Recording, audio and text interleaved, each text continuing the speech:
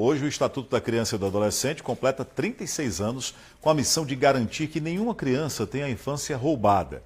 O repórter Renan Nunes, ao vivo, vai trazer informações para a gente, inclusive agora com uma novidade na legislação, Renan, que é bem propícia, bem importante para esse período que a gente vive, em que tem muita coisa da vida, passa aqui pela palma da mão, no celular, na internet, e os criminosos também estão atuando muito nesse ambiente, né? É a chegada do ECA Digital.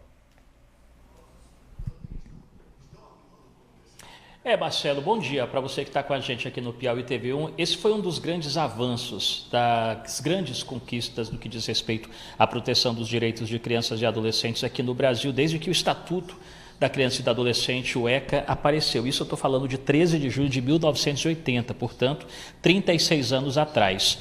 Para entender melhor esse momento, Marcelo, esse marco, é importante destacar que esse livro aqui nas minhas mãos é muito mais que um conjunto de leis. Isso aqui é a garantia que aqui no nosso Brasil, crianças e adolescentes passaram, desde essa data aqui, a serem reconhecidas como sujeitos, como cidadãos que precisam ter seus direitos assegurados. Quando eu falo de direitos, gente, é acesso à saúde, educação, políticas públicas, inclusive há uma rede de proteção para garantir que tudo isso aconteça. Foram muitos desafios com o passar do tempo, algumas evoluções importantes, a exemplo da instituição do ECA Digital, que nada mais é que a versão digital desse conjunto de leis, mas aplicada ao âmbito digital para proteger as crianças, inclusive culpabilizar quem atua em plataformas digitais e de alguma forma venha a trazer algum tipo, fazer algum mal a crianças e adolescentes. Quando eu falo de acesso a essas políticas, saúde, educação e por aí vai, eu também falo de segurança. Sabe por quê, gente? A violência ainda é uma realidade muito presente nos lares e isso acaba trazendo prejuízos e consequências a crianças e adolescentes. Tanto que aqui no Piauí, por exemplo, gente, 80% dos agressores, de quem faz mal a crianças e adolescentes, ou é uma pessoa que está dentro da casa dela, ou é uma pessoa muito próxima à família. Ações policiais já constataram essa realidade. Então, para trazer essa conversa, para a gente contextualizar esse assunto e colocar todo mundo na mesma página, eu fiz uma reportagem para mostrar como hoje isso é vivido na prática, como a violência contra crianças e adolescentes tem impactado a vida delas e, principalmente, quais os caminhos para mudar essa realidade. Dá só uma olhada. Há 15 anos, o Júnior, que é líder de um dos maiores e mais importantes movimentos sociais do Piauí, planeja escrever um livro. Pode ser um livro de memórias sobre a história do MP3 ou uma biografia. Mas o que ele pretende relatar nas páginas, quando a ideia sair do papel, devem ser palavras difíceis de ler. Eu quero contar como dói, né? Até para orientar as pessoas, principalmente os pais. Porque, apesar de eu ter 55 anos, ainda sinto as dores, né? Tanto as dores físicas, porque ainda tem, né? Como as emocionais, que são as mais complexas e complicadas. E há 15 anos eu estou tentando escrever esse livro, mas eu não sei como é que eu vou traduzir sem ser uma pessoa ressentida, né, sem botar muita mágoa dentro dessa coisa toda. Essa dor tem nome: violência. E costuma perseguir as vítimas pelo resto da vida, seja em forma de trauma ou dessas memórias incômodas que insistem em não desaparecer com o tempo. As estatísticas mostram o tamanho desse problema. No Brasil, nos últimos 5 anos, foram registrados mais de 686 mil casos de violência envolvendo crianças e adolescentes. Aqui no Piauí, os números também subiram e reforçam esse cenário de preocupação. O SINAM, que é o Sistema de Informação e Agravos e Notificações, indica que entre 2023 e 2025, os casos aumentaram 238%. Tudo isso em apenas 2 anos. As principais formas de violência que apuramos aqui, a mais grave, seria a questão da violência sexual, né? O estupro de vulnerável, estupro, importunação sexual. Esse é realmente o crime mais grave que a gente apura. A gente apura também a questão da violência na internet, né, com pornografia infantil e o consumo desse conteúdo, armazenamento.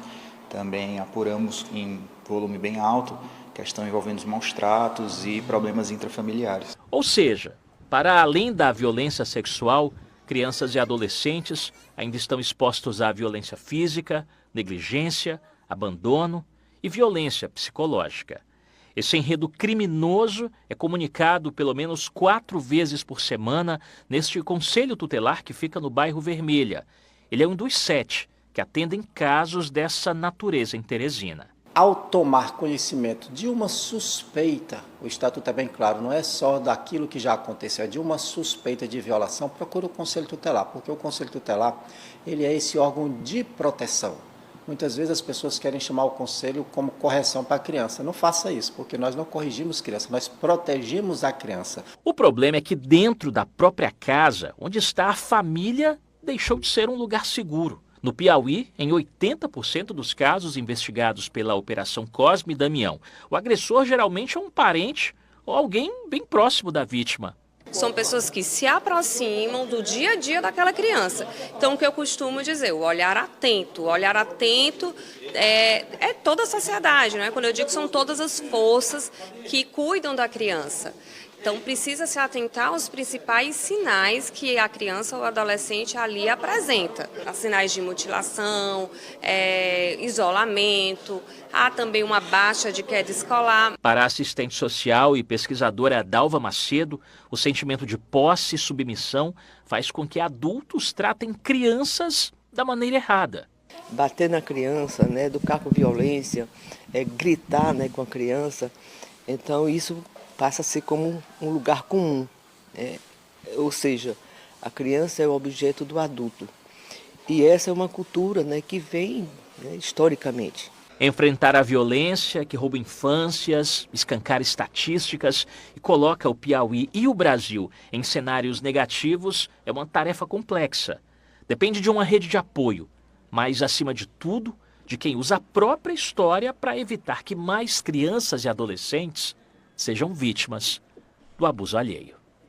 Você sendo uma criança que foi muito cedo para o trabalho, né? Comecei a trabalhar com 7 anos, e além do trabalho precoce, você é espancado diariamente, humilhado diariamente, eu não tinha autoestima, eu vim ter autoestima de um certo tempo para cá, mas não tinha autoestima.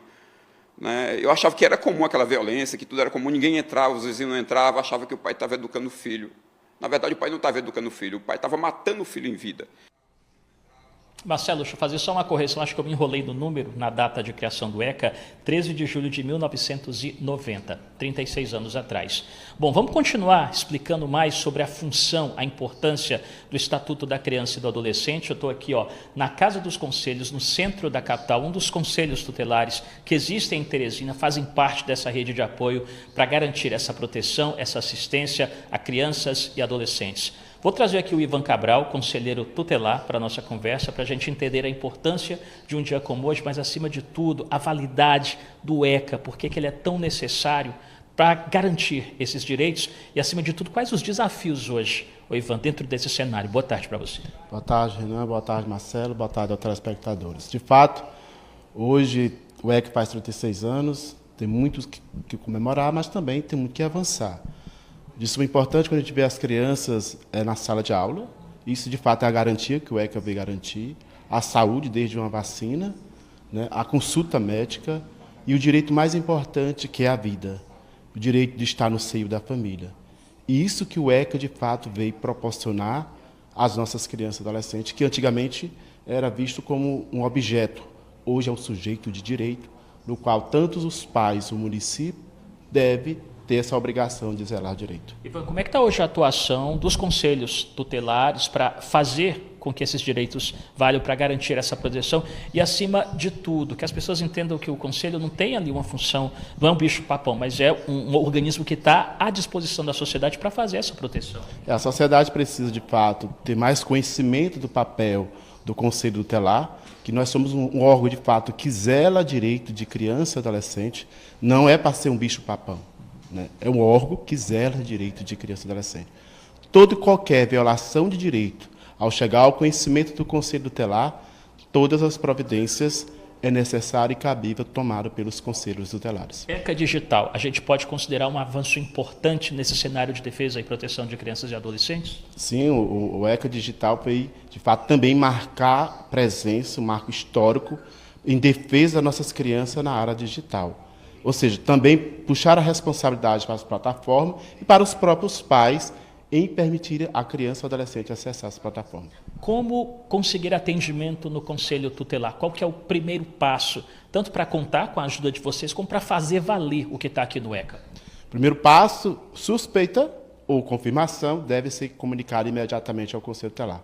Procurar tanto em Teresina ou qualquer município do nosso estado do Piauí, para que, de fato, o Conselho possa aplicar medidas de proteção a favor das nossas crianças. E importante também um fortalecimento dessa rede de apoio, né, conselheiro?